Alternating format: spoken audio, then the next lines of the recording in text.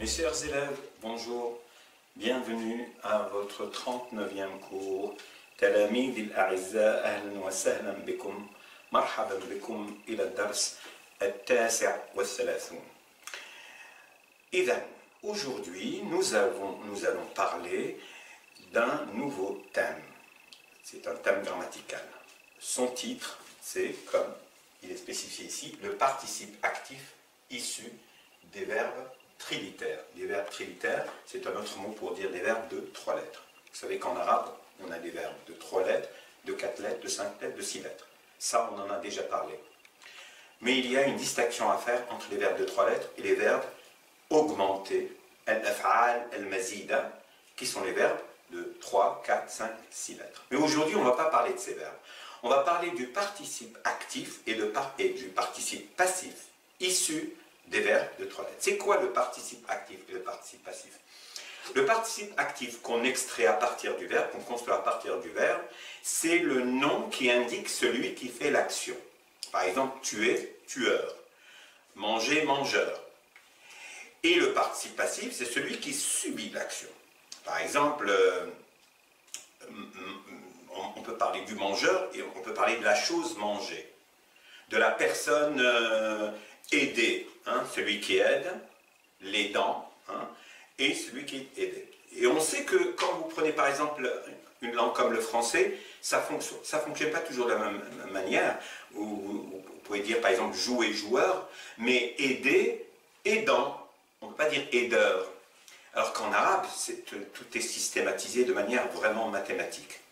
Donc on va commencer par les verbes de 3 lettres. Et donc on va commencer d'abord par le participe actif des verbes de 3 lettres. Et le participe actif s'appelle ismul fa'il lil af'al al-thulathiyya, issu de l'af'al al-thulathiyya, les verbes de 3 lettres. Donc peu importe le verbe, on va prendre le verbe modèle. Vous savez qu'en arabe il y a un verbe modèle qui est utilisé pour donner des exemples. C'est le verbe fa'ala, qui veut en même temps dire le verbe faire. Vous savez comme en anglais vous avez do, le verbe faire, et do, l'auxiliaire.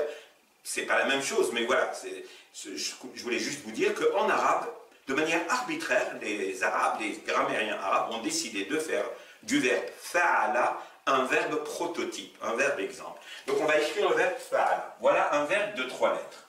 Fa'ala, que tout le monde connaît. Ça veut dire le verbe faire. Pour construire, que ce soit avec le verbe fa'ala ou avec n'importe quel verbe de 3 lettres, pour construire le participe actif, ben vous faites quoi? Je peux vous le dire oralement, ensuite vous le faites.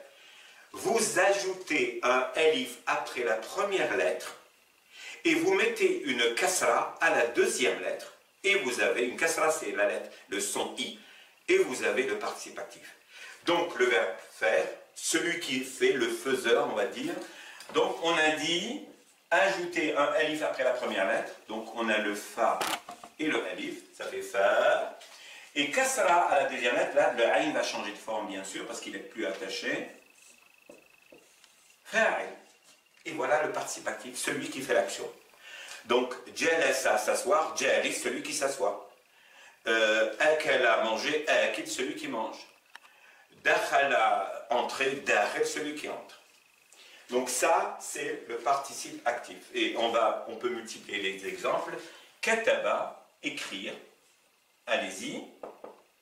Voilà, donc je vous entends d'ici dire, donc première lettre, après la première lettre, mettre un alif, donc kataba veut dire écrire, donc on va écrire écrivain. Comment dit-on écrivain en arabe? On met un alif après la première lettre, et deuxième lettre on lui met une kasra, et ça nous donne katib, écrivain. Voici le participe actif des verbes de 3 lettres. Donc ça fonctionne toujours de la même manière. Alors, dans le cas, il y a toujours des petits cas particuliers, dans le cas où on a affaire à un verbe qui a un alif au milieu, par exemple, comme qala, ça va fonctionner de la même manière, sauf que la deuxième lettre ici, c'est un alif.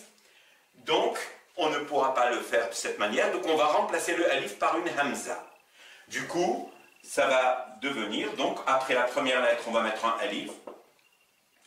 Et donc le cas particulier, c'est que le alif, on va le remplacer par la hamza sur ce support, avec la kasra, qa'il. Vous voyez?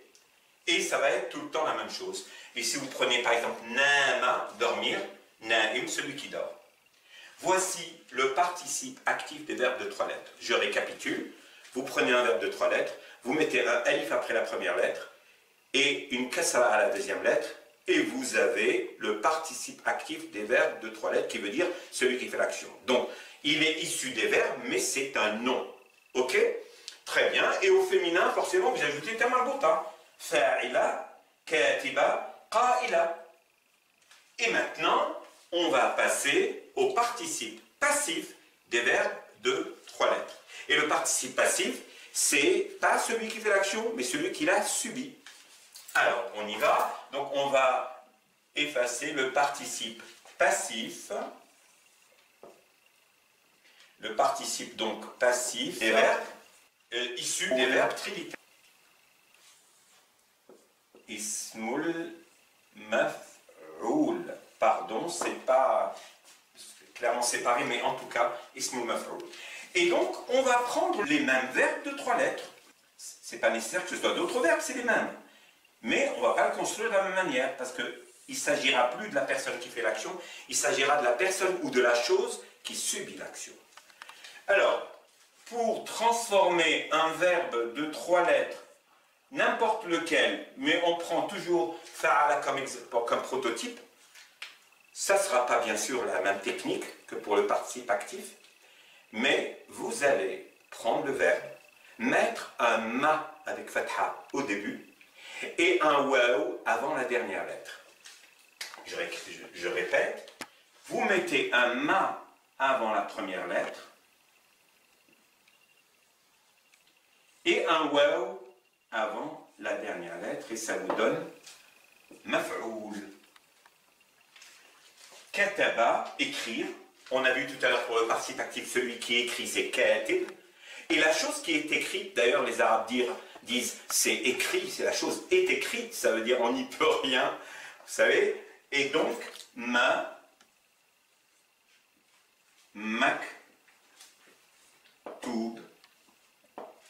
Maktoub. Ok? Et donc, pour le troisième verbe particulier qui a un alif au début, ça va être la même chose, ça ne va pas tellement changer. On va faire ma et on prend le qaf et on met le waw, maqoul. Voilà. Donc, c'est de cette manière qu'on construit le participe passif. Et donc, le participe actif et le participe passif sont deux noms qui sont très très répandus dans la langue arabe. C'est la raison pour laquelle il ne faut pas confondre la manière dont on construit un participe actif et un participe passif quand on a affaire à un verbe de 3 lettres et quand on a affaire à un verbe de plus de 3 lettres. Vous allez voir dans le prochain cours que ça n'est pas du tout la même chose, et si vous faites cette erreur, eh ben, vous risquez de dire autre chose que ce que vous voulez. Si par exemple vous prenez le verbe kataba et le verbe kataba, qui ne veut pas dire la même chose que le verbe kataba, qui veut dire correspondre, ça ne va pas être la même chose, donc vous allez tomber sur un participe actif ou un participe passif qui n'a rien à voir avec le sens que vous voulez. Alors, pour renforcer la compréhension donc, du participe actif et du participe passif des verbes de 3 lettres, on va essayer de faire quelques exemples avec d'autres verbes. Alors, on prend le verbe arafa. Donc, arafa veut dire connaître. Comment on va dire celui qui connaît, le participe passif? Que lui qui connaît, qui a la science, qui connaît, bref. Hein? Alif après la première lettre, kasra à la deuxième lettre, ça nous donne arif. Et celui qui est connu, c'est un mot très courant, hein? Celui qui est connu, donc le participe passif, c'est pas lui qui connaît, mais il est connu, parce qu'il est célèbre par exemple, ben, vous allez prendre le verbe, mettre un ma, comme on a dit au début, et un waw avant la dernière lettre, ma'rouf. Vous voyez? Prenons un autre exemple. Sa'ala, interrogé. Sa'ala, interrogé. Et donc là, alif après la première lettre, la hamza, elle restera, mais elle changera de support, donc un particulier, qui n'est pas important.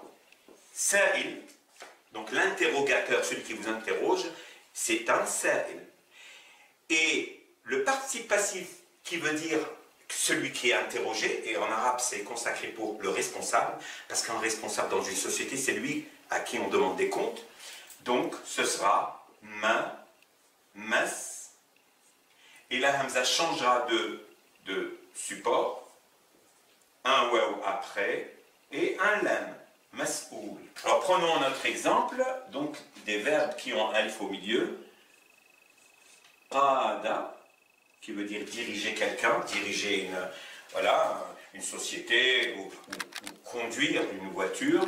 Donc celui qui dirige ou celui qui commande, c'est Qaid. Et là, je vous ai dit tout à l'heure que alif est remplacé par une hamza, Qaid.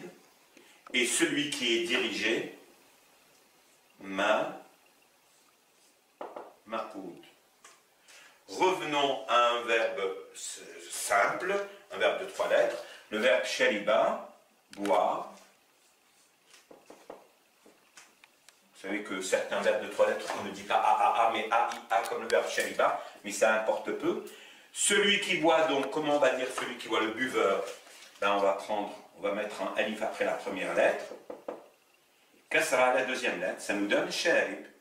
Et comment va-t-on dire celui qui est bu, enfin la boisson qui est bu, comment dit-on boisson en arabe? Eh bien, on va prendre un ma au début, participe passif,